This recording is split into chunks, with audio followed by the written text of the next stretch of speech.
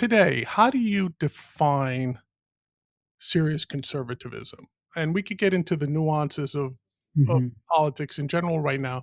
But if someone were to ask you right now, and I guess I'm asking you right now, which is, how do you define conservatism? Because for me personally, the conservatism I knew in the 80s and 90s doesn't exist anymore. But I want your perspective on that. Well, I still think of it as an effort to conserve our political inheritance and civilizational inheritance, uh, to keep Western civilization thriving, to preserve our framework of being a free society, um, governed by uh, the U.S. Constitution. So you view it as not necessarily conserving anything politically recently, but just the principles of the Constitution, really, limited government. And I think that the particular policies that are optimal for any particular time are going to change. There was a tendency on the right, let's say 15 years ago, and I wrote against it at the time, to treat the program and platform of Ronald Reagan in the 1980s as though it was definitive of what conservatism should be for all time. And I'm a great admirer of Ronald Reagan, but the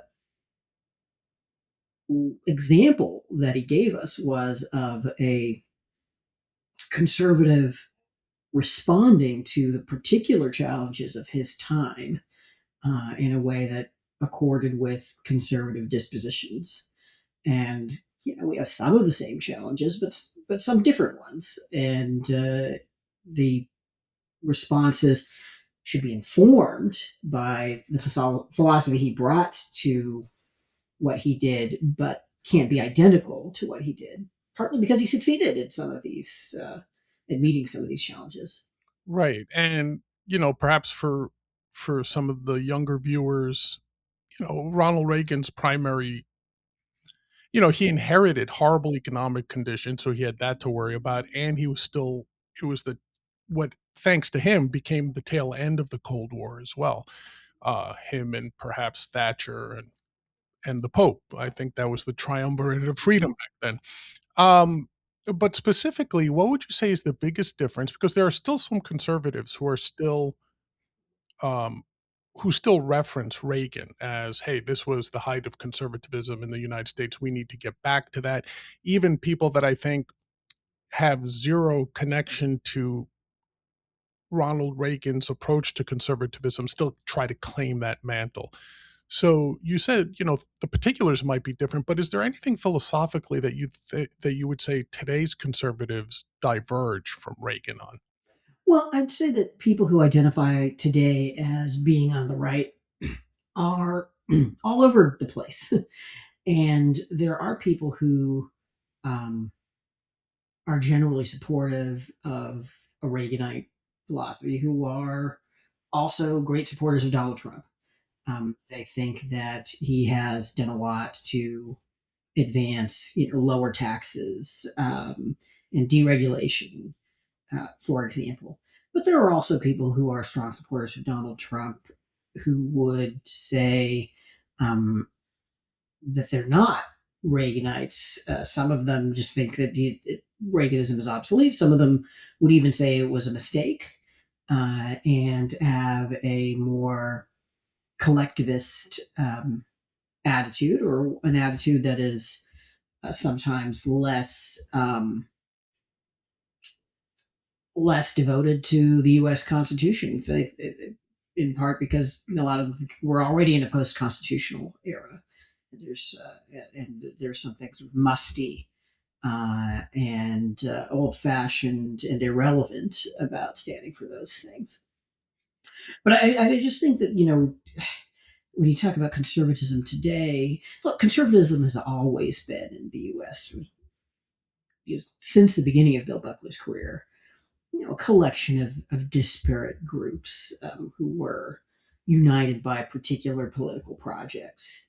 Um, and so that's still the case today, but I'd say there's in some ways more variety, um, less sense of commonality, and just more flux than there has been for most of post-war U.S. history. Do you do you feel then that there's so let me take that back for a second. What would you say are the like American conservatism's first principles right now? Would you say, or are there any? I think it's really up for grabs. Um, and, but so we've spoken a little bit about kind of the old conservatism, Reaganite conservatism, and as you know, one of the great ideas of that conservatism was fusionism, the idea of sort of, you could put it in different ways, but it's a combination of social and economic conservatism. And we are treating it frequently as being something from yesteryear. But if you actually look at what conservatives have done over the last 10 years, what Republicans have done over the last 10 years, a lot of it's still pretty fusionist. I mean, school choice is, I think, in some ways, kind of a perfect example of a fusionist policy, in that it's something that free market conservatives and religious conservatives can both support for different and overlapping reasons. Well, that cause has had more success in the last several years at the state level than it's ever had in its history. And if you look at the policy accomplishments of the two Trump presidencies, well, there's tax cuts, there's regulatory restraint, um, and there's the appointment of conservative judges to the federal bench. I mean, all of these are sort of classically Reaganite policies.